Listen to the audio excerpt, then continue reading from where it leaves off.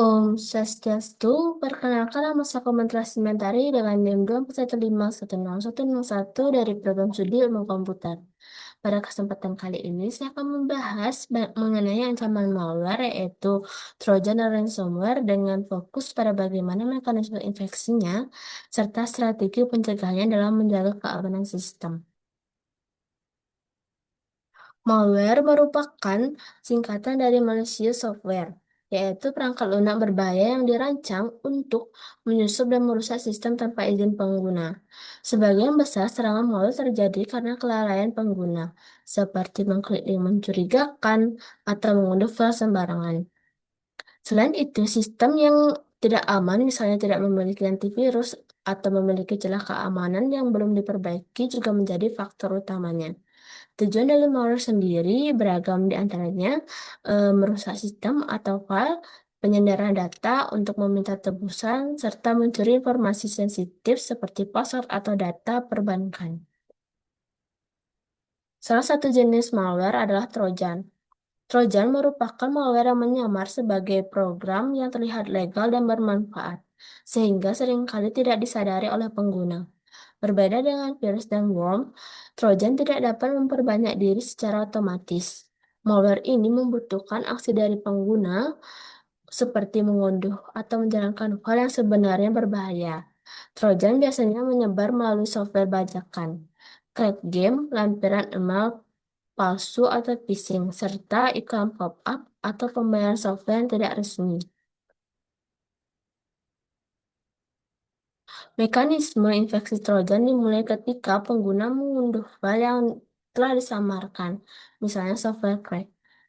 Setelah file tersebut dijalankan, maka payload atau kode berbahaya akan aktif. Selanjutnya, Trojan akan membuka backdoor atau pintu belakang yang memungkinkan peretas masuk tanpa terdeteksi oleh sistem keamanan. Dampaknya cukup serius, seperti pencurian kredensial berupa password atau dan username, akses jarak jauh oleh peretas untuk mengontrol perangkat, hingga menjadikan komputer korban sebagai bagian dari botnet untuk melakukan serangan siber secara massal. Selanjutnya adalah ransomware, yaitu malware yang sangat berbahaya karena penyandera data atau akses sistem dengan cara mengenskripsi file. Korban kemudian akan diminta untuk membayar sejumlah uang tebusan agar mendapat kunci deskripsi untuk membuka kembali data tersebut. Biasanya pembayaran dilakukan menggunakan mata uang kripto atau Bitcoin karena sulit dilacak dan bersifat anonim. Hal ini membuat pelaku kejahatan lebih sulit untuk ditangkap. Mekanisme ransomware dimulai dari infiltrasi, yaitu masuknya malware melalui link phishing, lampiran email, atau celah keamanan seperti RDP. Setelah berhasil untuk Setelah berhasil masuk, ransomware akan langsung mengekskripsi file seperti dokumen, foto, dan database hanya dalam hitungan beberapa detik. Kemudian akan muncul ransomware atau pesanan ancaman yang berisi instruksi pembayaran.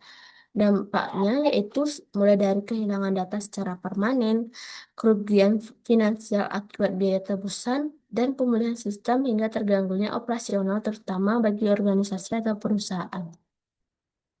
Sebagai penutup, keamanan siber bukan hanya sekadar pengguna teknologi yang canggih, melainkan tentang membangun kewaspadaan pengguna sebagai garis pertahanan pertama.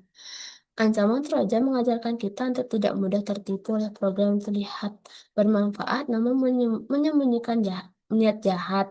Sementara ancaman ransomware menekankan betapa krusialnya persiapan melalui perjalanan data secara rutin dengan memahami mekanisme infeksi serta menerapkan langkah pencegahan seperti pembaruan sistem dan penggunaan autentikasi ganda. Itu dapat mengurangi risiko keamanan secara signifikan dan menciptakan ekosistem digital yang lebih aman bagi diri sendiri maupun organisasi. Sekian presentasi dari saya tutup dengan para Santi. Om Santi Santi Santi Om.